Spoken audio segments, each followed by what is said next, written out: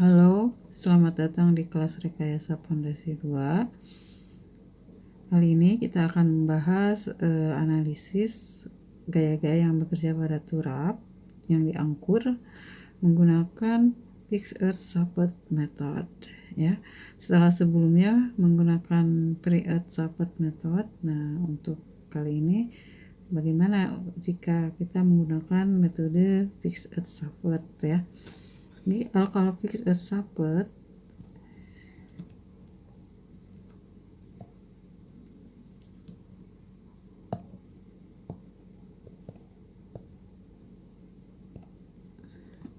Fixed Earth Support Method, jadi turap dianggap dijepit di bagian pangkal ya, sehingga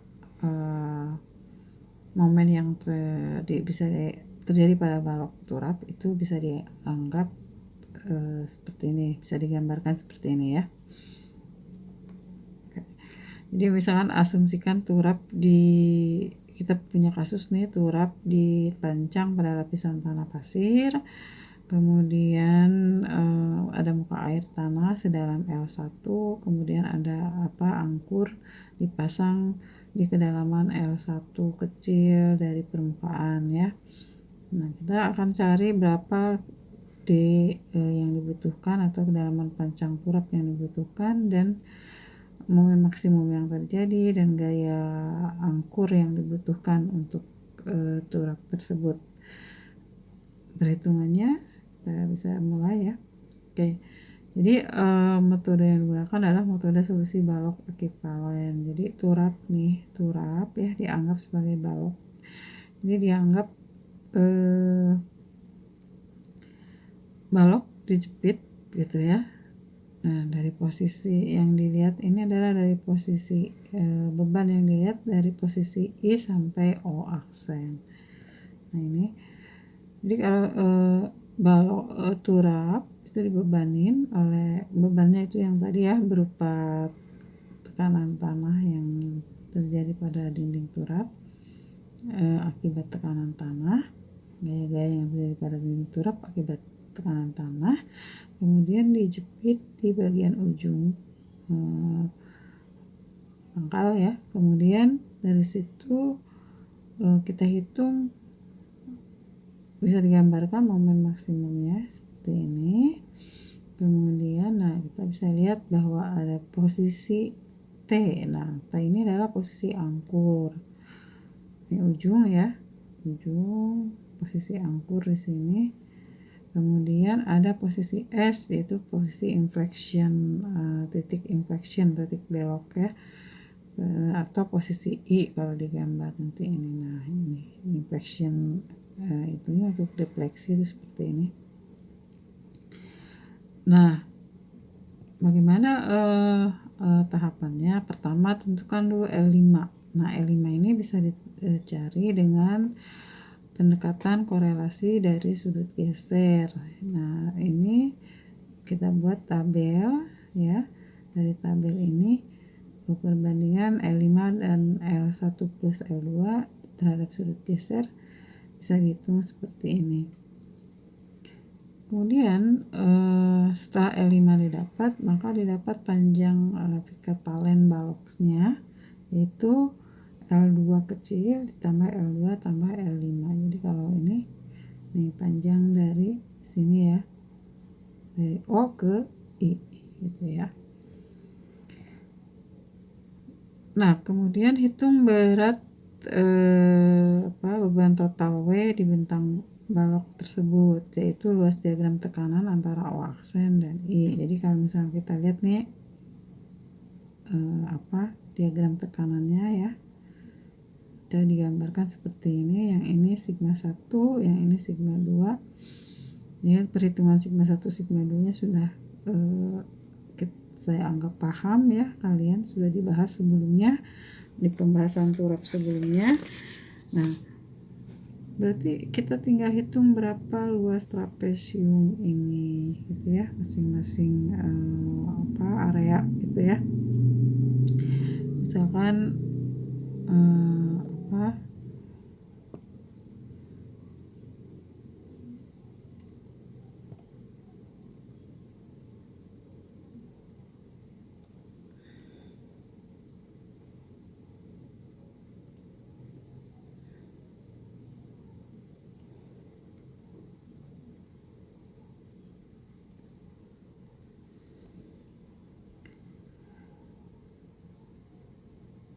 setengah luas ini ya, luas pertama setengah sigma 1 luas area ini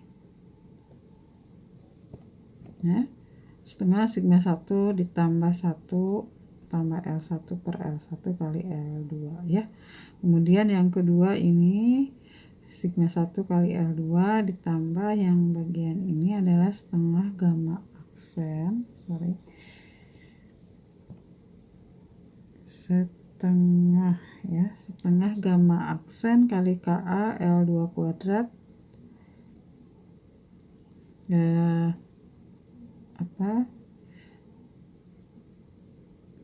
kemudian ditambah setengah sigma 2 kali 1 plus yang ini ya.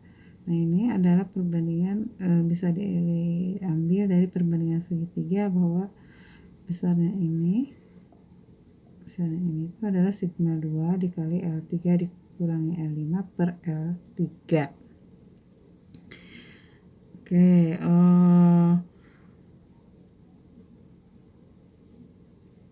ini besarnya luasan diagramnya adalah bisa dicari dengan cara seperti itu. Ini hitung aja ya masing-masing trapesium. Ini ada 3 trapesium. Nah, hitung aja masing-masing trapesium, itu lebih mudah lagi. Kemudian kita hitung momen maksimumnya, yaitu sebesar WL aksen per 8 ya. Oke, setelah dapat momen maksimum, kemudian beban W ya. Nah sekarang untuk mencari hitung gaya P aksen dengan mengambil momen di O ya, di O aksen. Jadi P aksen kita lihat adalah ini ya. Nah itu. Nah momen P aksen kali L aksen adalah momen luas ACDCI terhadap O aksen. Jadi kalau kita hitung P aksen ya, P aksen kali L aksen itu sama dengan tadi. Jadi luas ACDCI berarti ini ya.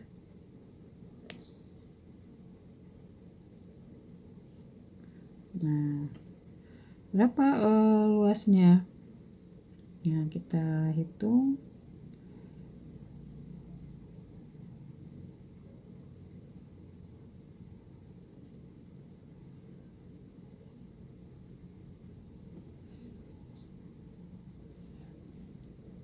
Momen luas ACDJ terhadap O aksen. Yang pertama adalah tadi ya, setengah sigma 1 kali L1. Jaraknya berapa ke O aksen? Ya. Ke O aksen jaraknya. Nah, ini O aksen itu berarti posisi angkur ya. Adalah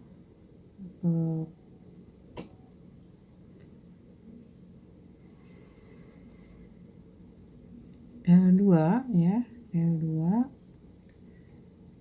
kecil, L2 dikurangi 1/3 L1, kemudian ditambah yang kedua sigma 1 kali L2 jaraknya L2 ditambah L2 per 2, kemudian yang penambahan ya, A kali L2 kuadrat jaraknya 2/3 L2 ditambah L2 kecil. Yang terakhir trapesium, jadi ya setengah sigma 2 dikali 1 plus L3 kurangi L5 per L3 kali L5 kali jaraknya berapa? L5/3 ditambah L2 ditambah L2 gitu ya. Nah, ini bisa dihitung seperti ini. Semua sudah diketahui nilainya, nanti kita dapatkan nilai P aksen. Dari situ bisa dihitung kedalaman D atau kedalaman panjang turapnya dengan menggunakan rumus ini ya. Selanjutnya untuk menghitung gaya angkur. Nah, gaya angkur tadi kebalikannya, jadi momen luas diagram ACDJI terhadap I, jaraknya terhadap I gitu ya. Jadi tadi setengah sigma 1 L1 dikali L1/3 ditambah L2 ditambah L5 ya. Kemudian ditambah sigma 1 kali L2, jaraknya L2/2 ditambah L5 ditambah berapa lagi? Setengah gamma KA kali L2 kuadrat, jaraknya 1/3 L2 ditambah L5. Kemudian yang ketiga setengah sigma 2 1 plus L3 kurang L5 per L3 kali L5, jaraknya 1/3 L5. Nah itu, jadi dari situ bisa dapatkan gaya angkur F. Oke, ini contoh kasus ya untuk persoalan turap diangkur yang dipancang dalam lapisan tanah pasir ya, dengan data parameter tanah yang diberikan. Bisa diaplikasikan gunakan metode fixed earth method ya, dengan penurunan rumus. Jadi pertama mencari dulu tadi ya L5, kemudian momen maksimum, gaya angkur ya, gaya angkur dan kedalaman kedalaman turap, panjang turap ya. Ini beberapa contoh bisa dijadikan latihan ya. Oke, demikian untuk metode fixed earth method ya, pembahasan analisis gaya-gaya yang terjadi pada turap untuk mencari kedalaman panjang turap dan gaya angkur yang dibutuhkan oleh turap. Terima kasih atas perhatiannya. Wassalamualaikum warahmatullahi wabarakatuh.